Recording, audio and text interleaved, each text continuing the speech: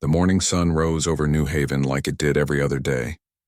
The small colony sat in a green valley on Kepler 442b, far from Earth and far from the troubles of the inner systems. 3,000 people called this place home. They had farms, small houses, a school, and a medical center. Life was simple here, and that was exactly what they wanted. Daniel Cooper stood on his porch drinking coffee and watching the fields. He was the mayor of New Haven, though he never asked for the job. The people elected him because he was fair and knew how to fix things. Before coming here, Daniel had been an engineer on military ships. He had seen enough war to last a lifetime. When the chance came to start over on a frontier world, he took it without looking back. His neighbor, Linda Martinez, walked past with a basket of vegetables from her greenhouse. She waved and smiled. Linda was the best botanist in the colony. She could make anything grow, even in the rocky soil of Kepler 442b. Her greenhouses fed half the settlement. Down the main street, Greg Harrison was working on the defense grid. New Haven had shields and some basic weapons, but nothing serious. They were a farming colony, not a military base. Greg had served with Daniel years ago. He was the one who kept their old equipment running. Most days, the defense grid just sat there doing nothing, which was fine with everyone. Dr. Claire Bennett was opening the medical center when the first message arrived. It came through the colony's communication system, marked with an official seal from the Zathran Empire. Claire called Daniel right away. The Zathran Empire controlled this whole sector of space. They were a powerful species with hundreds of worlds and massive fleets. For 200 years, they had left Kepler 442b alone, because there was nothing here worth taking. The planet had no rare metals, no strategic value, nothing that interested an empire. Daniel read the message 3 times, hoping he misunderstood. He called an emergency council meeting. Linda, Greg, and Claire gathered in the town hall within an hour. Kyle Davis joined them. Kyle ran the small security force, 20 officers who mostly dealt with minor disputes and helped during emergencies. The message was simple and cold. A Zathran survey team had found valuable mineral deposits under New Haven. The Empire claimed this land now. All humans had 30 days to evacuate. There would be no negotiation, no compensation, no alternative offered. Just leave or be removed by force. Greg pulled up a geological scan on the screen. The minerals they wanted were deep underground, far below the water table. Mining them would contaminate the aquifer and poison the entire valley. It would make the land worthless for farming, maybe forever. Linda asked the obvious question. Where would they go? 3,000 people could not just pack up and move to another planet. They had no ships big enough, no money to buy passage, and no other world that wanted 3,000 refugees. Kyle was more direct. He asked if they could fight. Greg shook his head. Their defense grid might stop a small raid, but not a military assault. The Zathran had warships, professional soldiers, and weapons that could turn the whole valley into glass. Daniel sent a reply message anyway. He explained that 3,000 people lived here. He told them about the water contamination. He asked for time to relocate properly, or better yet, to work out a compromise. Maybe they could share the land or find another deposit somewhere else. The response came back in 2 days. It was not a message. It was 6 Zathran warships dropping out of hyperspace and taking position in orbit above New Haven. The ships were destroyers, each one carrying enough firepower to level a city. They did not attack immediately. Instead, they sent one final message. The colony had 1 hour to begin evacuation. After that, bombardment would commence. Anyone remaining would be considered hostile and dealt with accordingly. Panic spread through New Haven like wildfire. People ran to their homes, grabbing children and whatever they could carry. Some wanted to fight. Others wanted to surrender. Many just stood frozen, unable to process what was happening. Daniel called everyone to the town square. 3,000 people gathered, frightened and angry and confused. He stood on a platform and spoke in a clear, steady voice. He told them the truth. They could not fight 6 warships. They could not evacuate everyone in 1 hour. The Zathran were going to attack no matter what they did. But they had one option: the caves. Linda had been exploring the cave system in the mountains for years.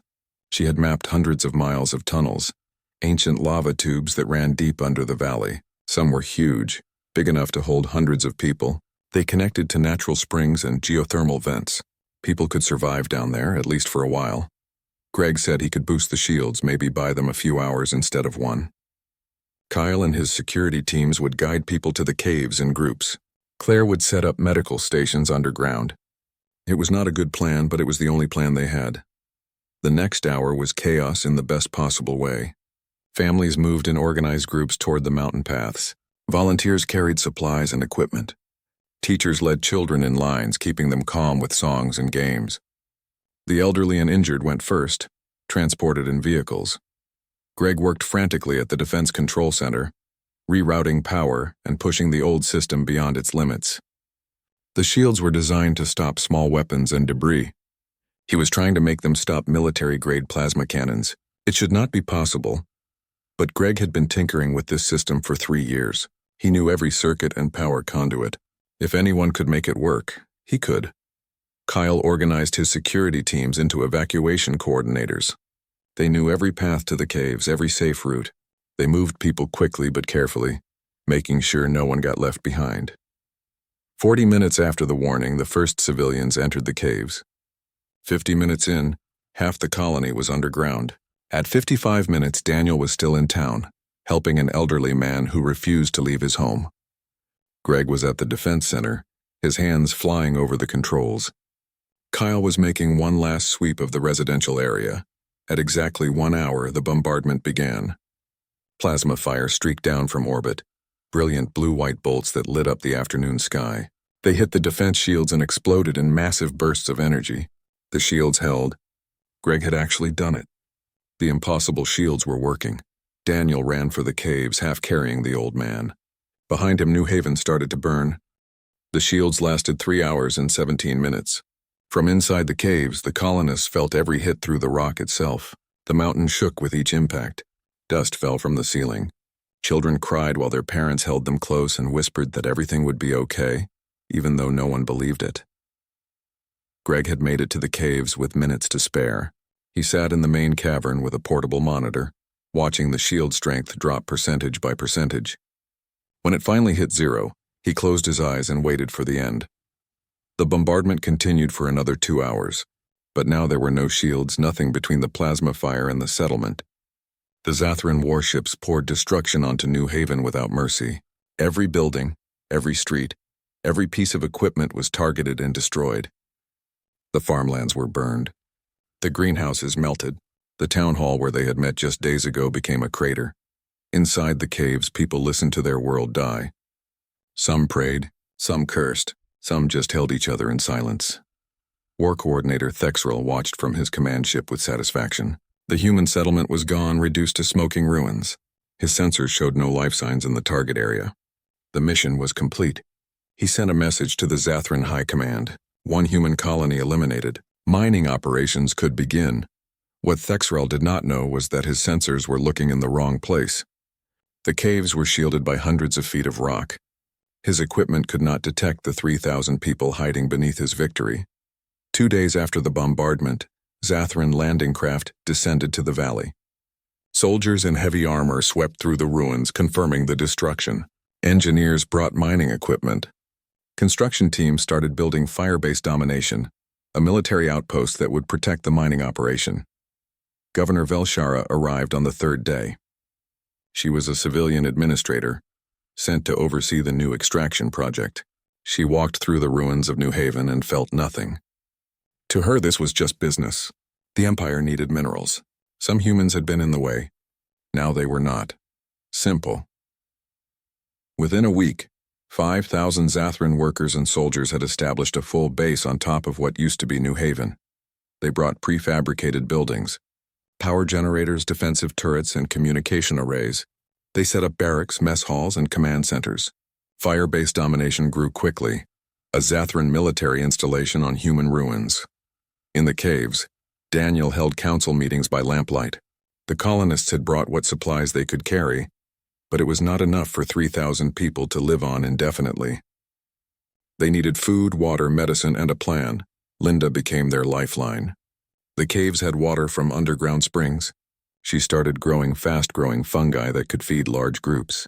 The caves stayed at a constant cool temperature, perfect for certain crops. Within days, she had small farms going in multiple caverns. It would not be comfortable, but people would not starve. Claire set up a medical station in a large cavern with flat ground.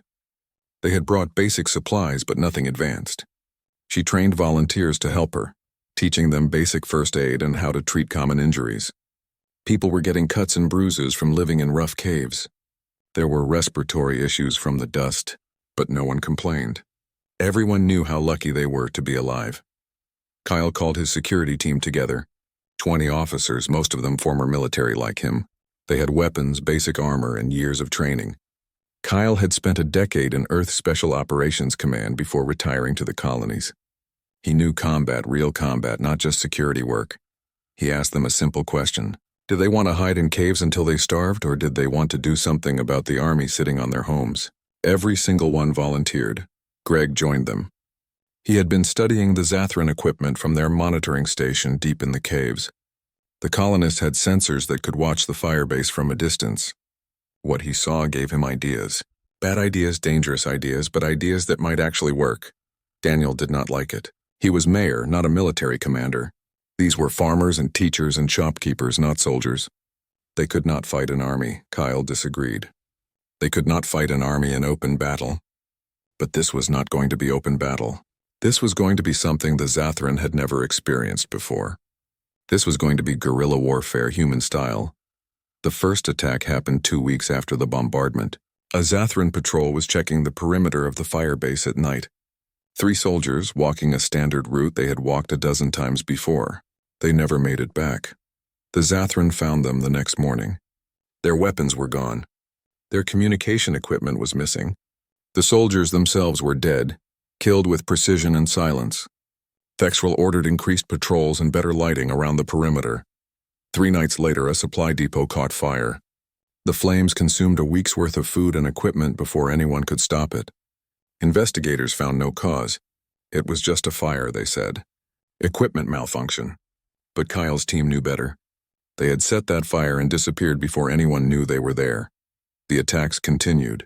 Small at first, carefully planned and perfectly executed. A communications relay stopped working. A transport vehicle's engine failed. A water purification system became contaminated, making a dozen soldiers sick. Sentries reported strange sounds in the darkness but found nothing when they investigated. Jake Peterson was 17 years old. He had been studying xenobiology, fascinated by alien species. Now he put that knowledge to deadly use. He discovered that Zathran had poor night vision. They could barely see in conditions that humans found dim but manageable. Their hearing was different too, pitched higher than human range. 2 humans could whisper plans while standing next to a Zathran patrol, and the aliens would hear nothing. This information changed everything. Kyle's teams moved through the darkness like ghosts. They coordinated attacks in whispers. They hit targets and vanished before the Zathran even knew they were under attack. Governor Velshara demanded answers. War Coordinator Thexrel had none to give. His soldiers were dying, his equipment was failing, and he could not find the enemy. He sent for reinforcements. The Zathran High Command approved 3 full battalions. 15,000 troops would crush whatever resistance remained. The reinforcements arrived. Firebase domination tripled in size. Patrols increased. Security tightened. Thexrel was certain the attacks would stop now. They did not stop. They got worse. Much worse. 3 months into the occupation, Firebase domination was a fortress under siege, except the Zathran did not realize they were under siege. They thought they were dealing with minor security issues, equipment failures, and unlucky accidents. They were wrong. Kyle's teams had grown from 20 security officers to over 200 trained fighters. Anyone who could hold a weapon and follow orders was given training. Former soldiers taught civilians. Teachers became tacticians. Engineers became saboteurs. The caves transformed into a military base that the Zathran could not see. The training was brutal but necessary. Kyle pushed everyone hard because mistakes meant death. People learned to move silently through darkness. They learned to set traps and ambushes. They learned which Zathran equipment to steal and which to destroy. Most importantly, they learned patience. Sometimes the best attack was the one you did not make because the timing was wrong. Greg Harrison became the colony's tech specialist. Every piece of Zathran equipment his teams captured came to him. He took it apart, studied it, and figured out how it worked. Then he built new things from the pieces. He created jammers that disrupted Zathran communications. He made EMP devices from mining equipment that could fry electronics from a distance. He even managed to crack their computer systems, giving Kyle access to patrol schedules and security protocols. One of his best innovations was simple but effective. The Zathran used motion sensors around their perimeter. Greg built devices that mimicked local wildlife movements. The Zathran sensors would pick up motion, soldiers would investigate and find nothing. After this happened 100 times, they started ignoring the sensors. That was when Kyle's teams walked right past them. Linda Martinez kept everyone fed. Her underground farms expanded into a dozen caves. She grew mushrooms, tubers, and hardy vegetables that thrived in low light. She cultivated algae in the underground pools that provided protein. It was not delicious, but it kept 3,000 people alive and strong enough to fight. Claire Bennett worked miracles with limited supplies. People got injured during raids. Infections happened in the damp caves. She trained 50 volunteers as field medics, teaching them everything she knew. They could not perform surgery or treat serious illnesses, but they could handle most problems. Her medical teams went on every raid, ready to save lives. Helen Morris discovered she had a talent for intelligence work. Before the colony, she had been a corporate lawyer. Now she studied the Zathran, learning everything about them. She listened to captured communications. She interrogated prisoners they took during raids. She mapped their hierarchy and identified weak points. What she learned changed their strategy. Zathran military followed rigid protocols. They had rules for everything and never deviated. If a patrol was supposed to check Sector 7 at 0300 hours, they would check Sector 7 at 0300 hours, every single night. This made them predictable. Kyle used that predictability to set perfect ambushes. Helen also discovered something interesting. The Zathran High Command did not know how bad things were at Firebase domination. Governor Velshara and War Coordinator Thexral were filing reports that made everything sound under control. They claimed minor setbacks, nothing serious. They were lying to their own government, probably afraid to admit they were losing to 3,000 humans. The attacks escalated. Kyle's team stopped being cautious. They hit multiple targets in one night. They raided supply convoys on the roads. They sabotaged mining equipment deep inside the firebase itself. They left messages written in Zathran script, promising that New Haven would never be theirs. One night they captured an entire Zathran patrol, 10 soldiers taken alive. Kyle's team stripped them of armor and weapons, then released them naked and humiliated at the firebase gates. The message was clear. We can take you whenever we want. Thexral was furious. He ordered aggressive patrols into the mountains to find the human base. His soldiers searched for weeks and found nothing. The cave entrances were too well hidden, and the humans had early warning systems. Any time Zathran troops got close, the colonists just moved deeper into the tunnels. The mining operation had completely stopped. Engineers refused to work without military escorts. Those escorts kept getting attacked. Equipment was destroyed faster than it could be replaced. Firebase domination had become a money pit, consuming resources without producing anything. The Zathran High Command started asking questions. Governor Velshara sent more false reports. Everything was fine. Mining would resume soon. They just needed a little more time and a few more soldiers. The High Command approved another battalion. 20,000 Zathran troops now occupied Firebase domination in the surrounding area. Daniel worried they were pushing too hard. 20,000 soldiers was a real army, not a police force. If the Zathran decided to carpet bomb the mountains, the caves might not protect them. They needed to end this one way or another. Greg had an idea. A crazy, dangerous idea that might actually work. The lava tubes that formed the cave system connected to massive geothermal vents deep underground. Those vents produced enormous amounts of energy. With the right equipment, they could harness that energy. With enough energy, they could power a weapon big enough to change everything. The problem was building it. They needed Zathran technology, lots of it. They needed time. They needed to keep the enemy distracted while they worked on something that had never been attempted before. Kyle created a new strategy: maximum chaos. His team started hitting the firebase from every direction at once. They set fires, cut power lines, destroyed vehicles, and attacked patrols. They made the Zathran think they were everywhere. Thexral pulled troops from the perimeter to defend the base itself, which was exactly what Kyle wanted. While the Zathran focused on defending firebase domination, Greg's engineers worked deep in the caves. They built in secret, using captured parts and salvaged equipment. What they created was part weapon, part last resort, and entirely desperate. 6 months after the bombardment, Daniel called another council meeting. The same people who had met in the town hall now sat in a cave, surrounded by stone instead of wood. But they were still New Haven's leaders, and they still had choices to make. Greg explained his weapon. It would work, probably. It would also destroy fire-based domination and everything in it, including any humans caught in the blast radius. It was not a surgical strike. It was a hammer. Claire talked about casualties. They had lost 300 people so far. Fighters killed in raids, civilians who died from sickness or accidents in the caves. 300 names they would never forget. Using Greg's weapon might add more. Linda pointed out they were running out of options. They could not hide in caves forever. Food supplies were holding, but barely. Disease was spreading. Children were growing up in darkness.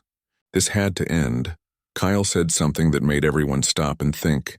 The Zathran tried to exterminate them. 3,000 civilians killed for some minerals. That was attempted genocide. They had every right to fight back with everything they had. Helen added one more detail. She had been monitoring Zathran communications. Thexerl had requested permission for orbital bombardment of the entire mountain range. He wanted to burn the mountains down to bedrock. The High Command was considering it. Daniel put it to a vote. Use the weapon, end this war, or keep hiding and hope for a better opportunity. 3,000 people voted. The decision was unanimous. They would use the weapon. But not just on fire-based domination. They had a bigger target in mind. One that would end this war and make sure the Zathran never tried this again. They were going to hit the enemy where it hurt most in a way no one would expect. New Haven was about to teach the Zathran Empire a lesson about humanity. When you try to destroy someone's home, you better make sure you finish the job, because if even one person survives, they will make you regret it.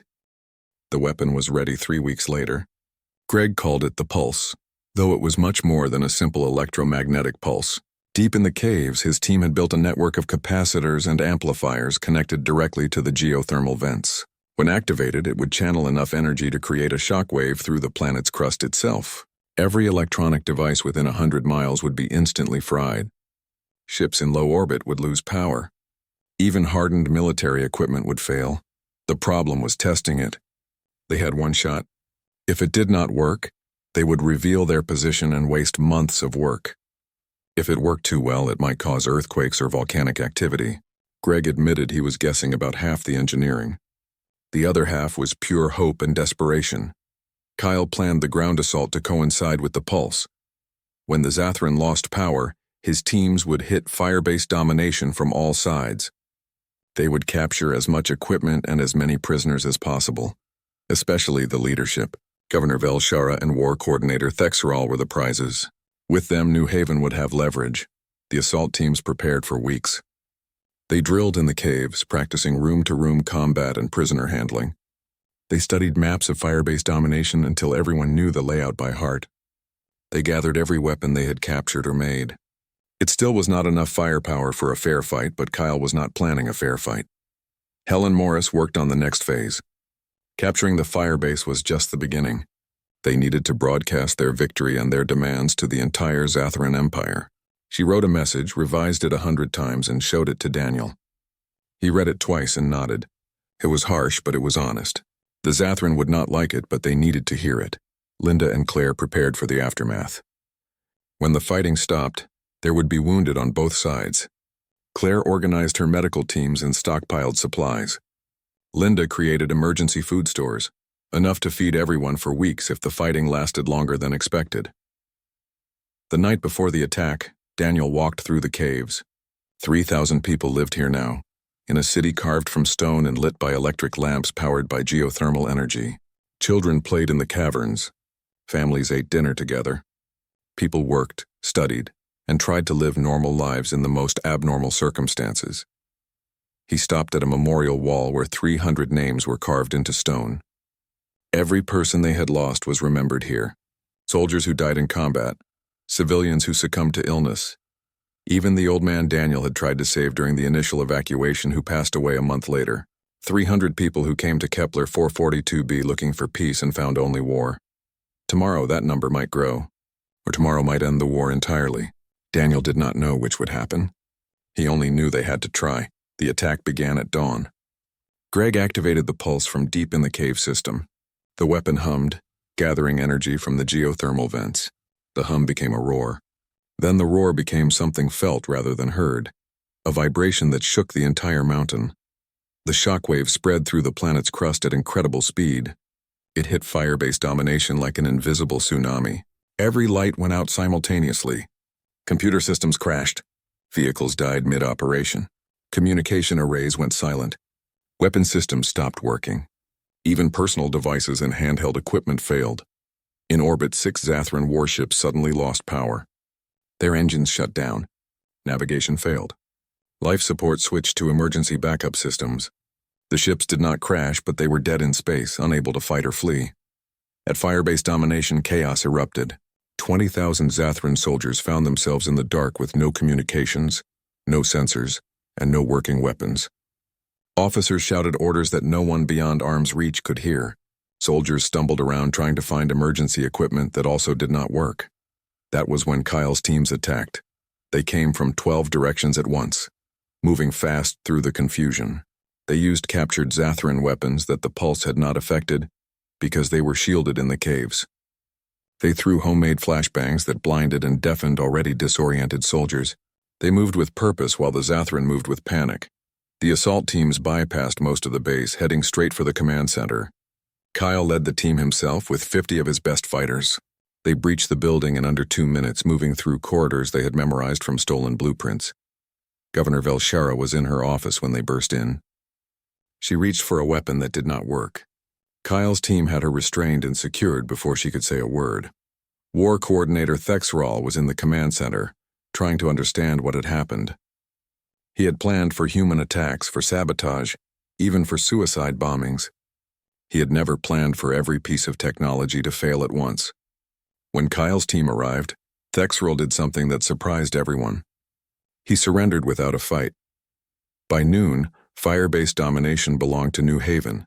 The Zathran soldiers, outnumbering the humans 10-1, had surrendered en masse. Without communications or working weapons, they had no way to organize resistance. Many were actually relieved to be captured. 6 months of constant guerrilla attacks had left them exhausted and demoralized. Kyle's team secured the prisoners in their own barracks. Claire's medical teams treated wounded from both sides.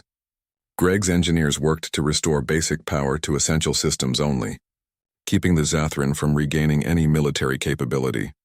In the command center, Daniel faced Governor Velshara and War Coordinator Thexral.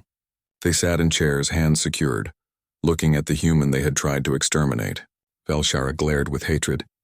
Thexral just looked tired. Daniel asked them one question. Did they understand what they had done? They had tried to wipe out 3,000 civilians for some minerals. They had committed attempted genocide. They had turned farmers into fighters and forced peaceful people to become killers. Did they understand? Velshara said nothing. Thexral spoke quietly. He said he was following orders. The High Command wanted the minerals. He was told the humans would evacuate. When they did not, he did what military commanders do. He removed the obstacle. Daniel told him that obstacle had a name. New Haven, it had 3,000 names actually. 300 of those names were now carved in stone, dead because the Zathran Empire valued minerals more than lives. Helen entered with a datapad. She had access to the Zathran communication systems now. She showed Daniel the codes and frequencies. Everything they needed to broadcast to the entire empire. The message went out on every Zathran military and civilian channel simultaneously. It included video footage of the bombardment, documentation of the occupation, evidence of the attempted genocide, and a complete record of the war. 6 months of fighting, 4,000 Zathran casualties, 20,000 troops defeated by 3,000 civilians. The numbers spoke for themselves. Then came the demands. Complete Zathran withdrawal from the Kepler system, reparations for the destroyed settlement, formal recognition of human sovereignty over their colonies, and trials for those responsible for attempted genocide, starting with Velshara and Thexral. The message ended with a warning. If any more humans died, the next message would not be peaceful. New Haven had proven they could defeat an army. They could reach Zathran installations. They had nothing left to lose and every reason to keep fighting. The Zathran High Command received the message and refused the demands. They called it human propaganda. They sent another fleet to retake fire-based domination and finish what Thexral started. Daniel had expected this. He nodded to Kyle. The second phase of the plan began. The phase that would prove New Haven was not bluffing. The phase that would take the war directly to the Zathran homeworld and force the Empire to face what they had created. Jake Peterson sat in the pilot seat of a captured Zathran shuttle, trying not to throw up from nervousness. He was 17 years old. 6 months ago, his biggest worry was passing his xenobiology exams. Now he was about to fly a stolen enemy ship to the Zathran homeworld and threaten an entire civilization.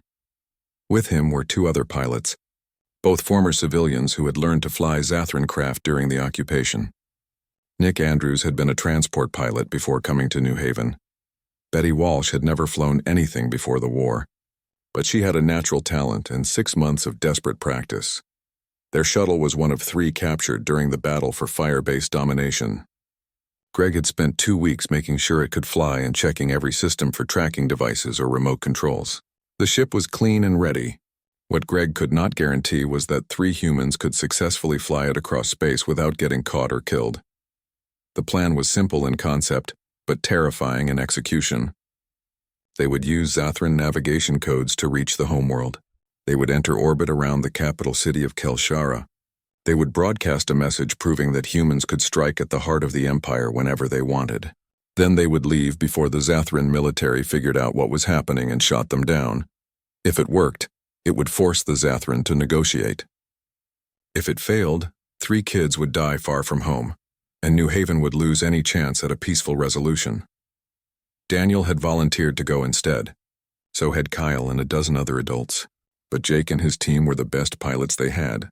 They knew Zathran systems better than anyone.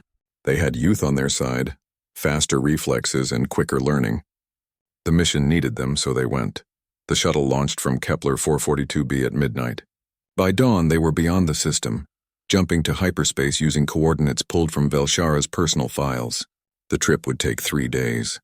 3 days alone in enemy territory, hoping their codes were current and their ship did not have any hidden alerts. Back on Kepler 442b, Daniel waited. The Zathran fleet sent to retake fire-based domination would arrive in 5 days. New Haven could probably hold them off for a while, but not forever. The pulse weapon had 1 more charge, maybe 2 before it burned out. After that, they would be vulnerable. Everything depended on 3 teenagers in a stolen shuttle. Helen used the time to process the prisoners. She interviewed hundreds of Zathran soldiers, documenting everything.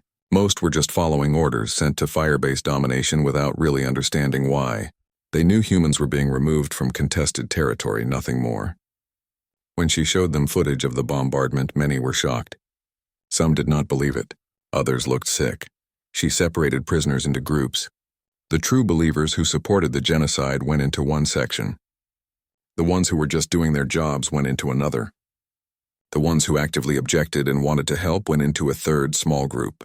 Helen treated them all fairly, but she documented everything for the trials she knew would come. War Coordinator Thexral gave her the most interesting interview. He sat across from her in what used to be his own interrogation room and answered every question honestly. Why did he order the bombardment? Because his superiors ordered him to remove the humans. Why did he not evacuate them first? Because evacuating 3,000 people would take months and delay the mining operation? Why did he continue fighting for 6 months? Because admitting defeat to primitives would end his career. Helen asked if he felt any remorse. Thexral thought about it for a long time.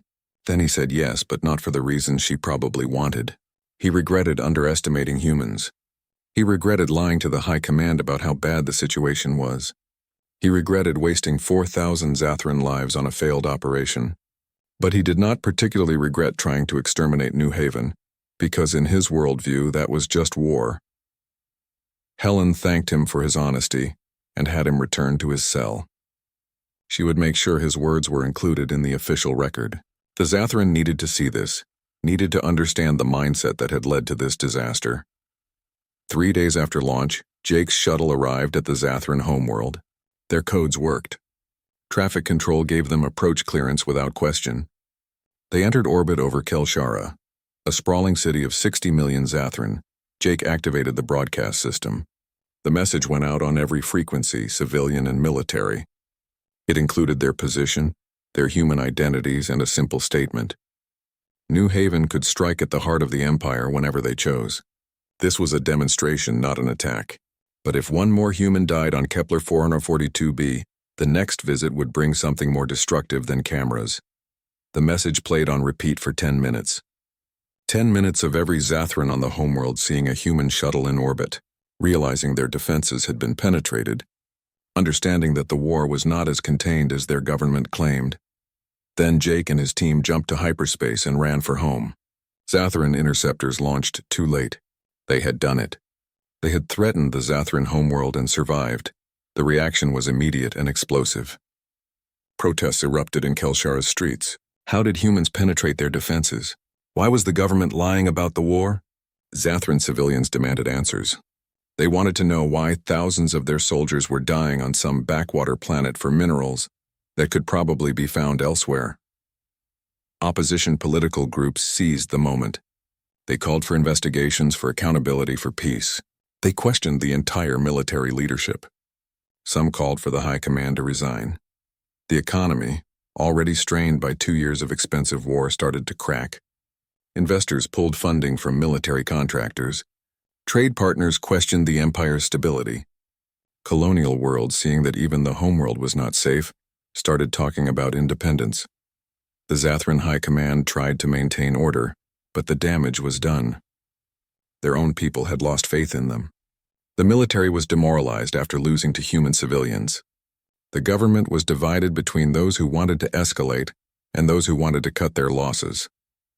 1 week after Jake's demonstration, the High Command sued for peace. They sent an official delegation to Kepler 442b, requesting negotiations. Daniel agreed with conditions. The negotiations would be public, broadcast to both species. All prisoners would be treated according to interstellar law, and New Haven would have equal standing with the Empire at the negotiating table. The Zathran agreed. They had no choice. The peace talks took 3 months. Helen led the human delegation, backed by Daniel and a team of advisors. The Zathran sent their best diplomats, desperate to salvage something from the disaster. The negotiations were difficult, with both sides making demands and concessions. In the end, New Haven got most of what they wanted. Complete Zathran withdrawal from the Kepler system, reparations paid over 10 years to rebuild the settlement, formal recognition of human colonies as sovereign territory, and trials for those responsible for the attempted genocide, with Velshara and Thexral as the primary defendants. But the agreement went further. Other human colonies joined the negotiations, as did some Zathran colonial worlds. What started as a peace treaty became the foundation for something bigger, the Kepler Accords, a set of laws preventing military action against civilian populations and establishing frameworks for peaceful coexistence. The Kepler Sector Coalition was born from those talks, a federation of human and Zathran worlds working together instead of fighting. It was not perfect. Many Zathran resented the humans. Many humans did not trust the Zathran. But it was better than war. The Zathran Empire did not survive. Within a year, it had fractured into dozens of independent systems. Some joined the coalition. Others went their own way. The collapse was not violent, but it was total. Historians would debate the causes for decades, but most agreed on one thing. The Empire died the day it tried to exterminate New Haven and failed.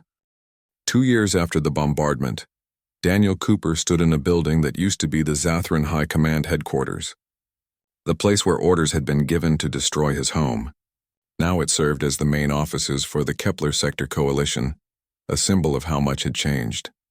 The building was beautiful in a cold, angular way, all metal and glass built to impress and intimidate. Daniel had insisted on keeping it mostly unchanged. He wanted people to remember what it had been, what it represented. The only addition was a memorial in the main hall, listing every human in Zathran who died in the war. 300 human names, 4,000 Zathran names, a reminder of the cost of pride and misunderstanding. Daniel walked through the halls, nodding to staff members who were both human and Zathran. Working together was still awkward sometimes. Old hatreds did not disappear overnight, but they were trying. which was more than anyone had a year ago. He found Linda Martinez in what used to be a military planning room. Now it was a botanical research lab.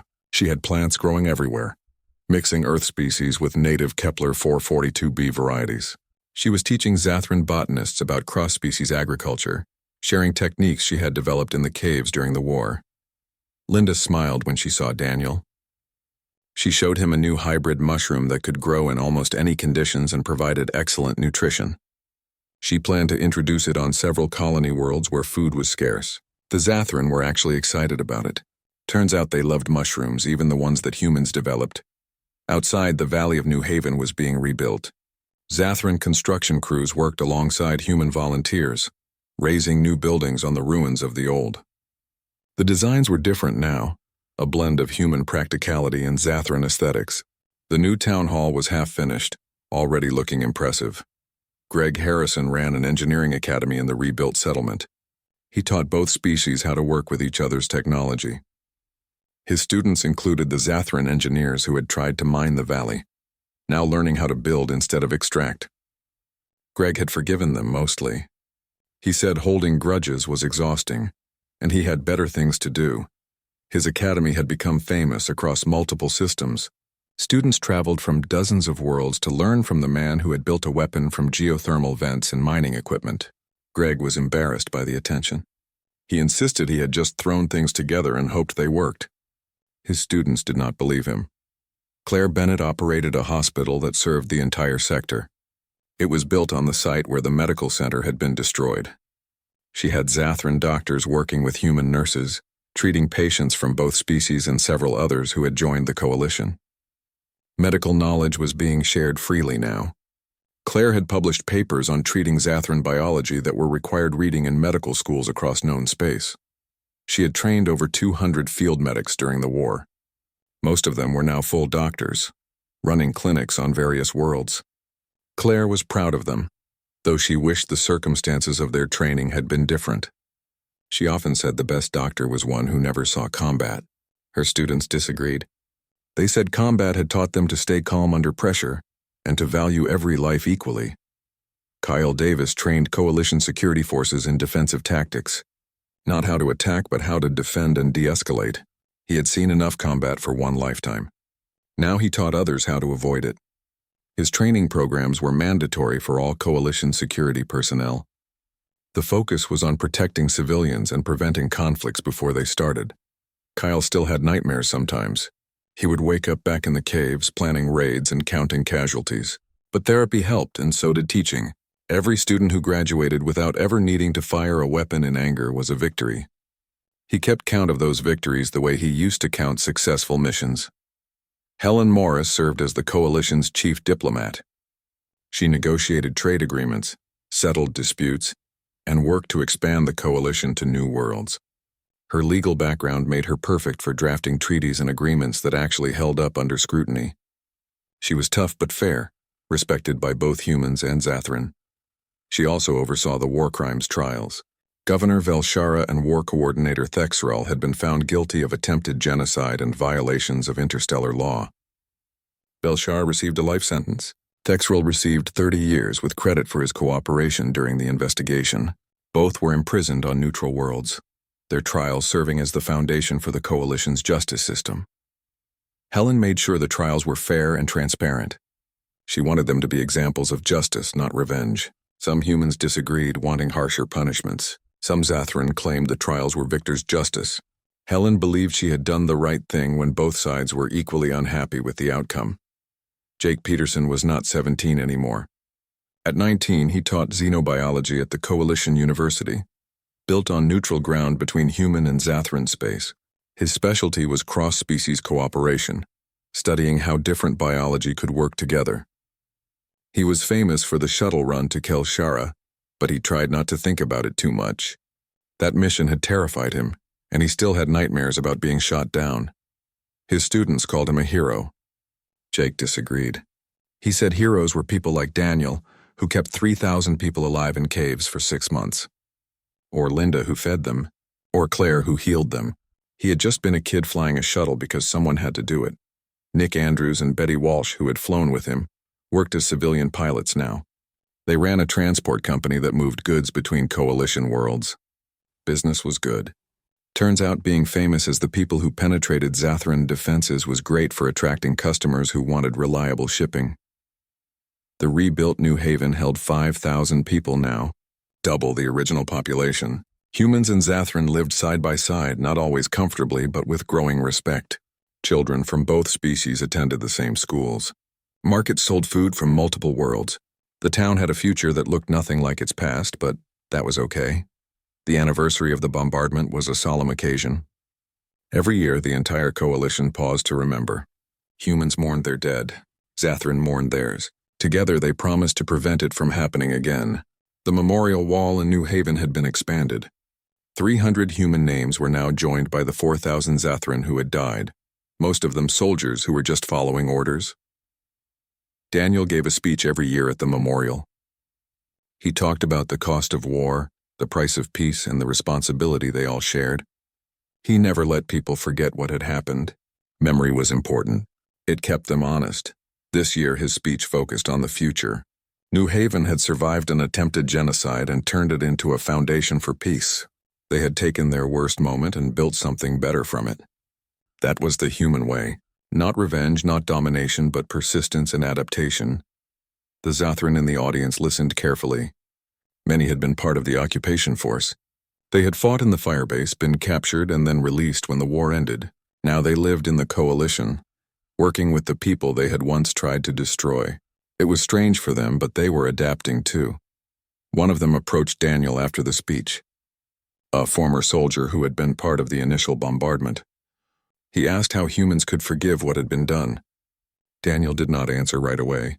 He looked at the memorial wall, at 300 names that haunted him every day.